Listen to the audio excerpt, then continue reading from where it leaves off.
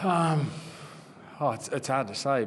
Port and Hawthorn always had pretty tight tussles, except for the 2005-2006 when they were a much better side than what we were, and they knocked us around a little bit. But ever since then, our games have always been decided by 2, 3, 4 goal margins or inside that, and whether that's been at down at Launceston or the MCG or here.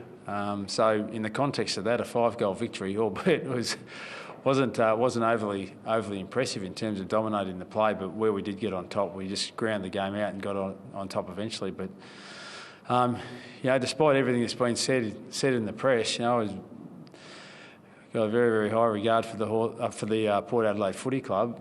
I've worked in that organisation. I know they're a very proud footy club. And so what we saw tonight, particularly early, didn't surprise me one little bit. So we're really pleased that we're able to grind it out and get ourselves a victory. We haven't won many times on the road at Amy Stadium. It's a tough place to come and play footy, particularly at night.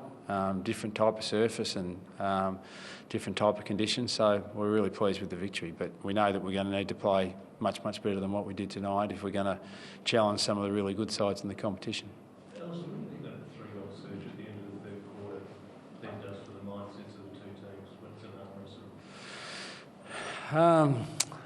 I think it certainly helped us getting the momentum going into three-quarter time, but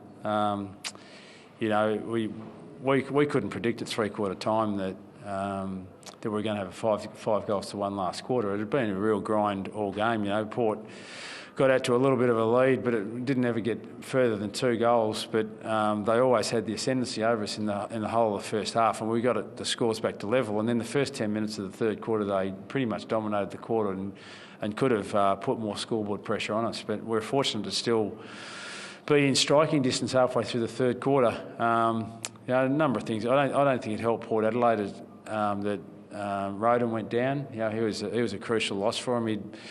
Without absolutely starring in the game, he just provided them with that run and creativity through the middle of the ground. So that probably assisted us a little bit. But some of our runners started to get in the game. I reckon Port started to tire a little bit, and we saw that in the last quarter. We couldn't necessarily go to our players and say that was the case at three-quarter time, but it looked like they tired a little bit in the last part of the game, and that allowed we got some good runners, and the Smiths and the Youngs and the Ellises and these type of guys really had good last quarters.